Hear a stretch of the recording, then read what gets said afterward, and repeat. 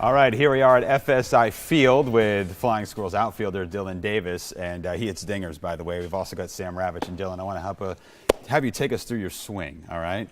And we hear a lot about keeping your hands inside the ball. So what are we doing with our hands here during a swing? You know, to me, the hands are just an extension of the barrel and the bat.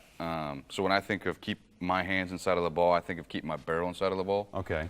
You know, we were talking earlier, you know, you might get a pitch in the inside corner here, and if you were to throw your hands around, now the barrel's got to go all the way around here, and now when you hit it, think about the contact point where it has to be to hit it, you know, remotely fair on the barrel. You'd be ripping that foul. Ripping it foul. You might hit it hard. Yeah, but you're not going to hit it fair. Now, if you take a better direct path with the hands, so now you're inside of here, and now you're hitting it here. Now you're hitting the ball flush, and now you can hit it to center, left, right, you know, right field, wherever your timing kind of dictates it. So I look a lot at like J.D. Martinez, right? Okay. And he hits a lot of balls. That you watch? Yeah, absolutely. You know, I mean, you want to look at the best and emulate them, right? So he takes balls that are right here, and he hits them to the right field. And you go, how does he do that? Well, that's just a timing thing for me is what I see.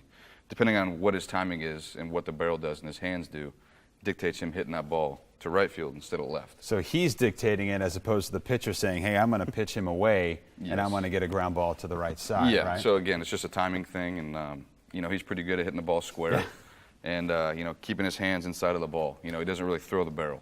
Well, you're not all too bad at hitting yourself, and you were talking a little bit earlier about even if you do hit the ball, say, somewhat flush, and you pull it foul or get a ball inside the third base line, that might not be it's a good outcome, but it might not be the best swing. Yeah, I was talking to Sam, you know, you're going to take your hits when you get them. Yeah. But yeah, you can get a little frustrated at yourself because you know, deep down, you're like, if I took a better swing, that might have been a homer.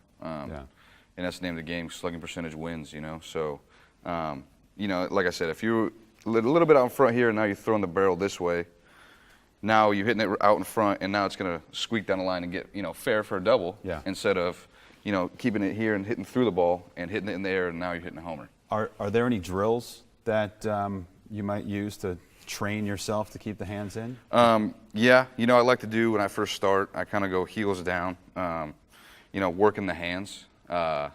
So right now, if I'm swinging at a ball, you know, doing flips in pregame, you know, I'm really working on just using my hands and, you know, using my shoulders efficiently. You know, working on the inside pitch and the way pitch, just really like, you know, getting here in a good spot and then hitting through the ball.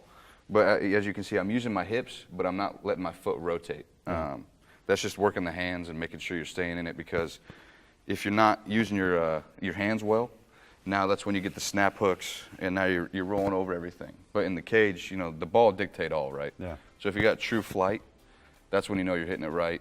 You're doing it well. And it all rhymes, too, by the way. Yeah, actually, I think that. Yeah. All right, thanks for being here, Dylan. Yeah, no problem. All right, that'll do it for us here on Flying Squirrels Insider. Believe it or not, we only have one more show remaining in the 2018 season. We hope to see you at the ballpark for the final 8 games leading up to Labor Day. Big thanks to our crew here at the WCVE studios and our producer, Brian Dameron. Until next time, for Sam Ravitch and Dylan Davis, my name's Jay Burnham saying so long, everybody.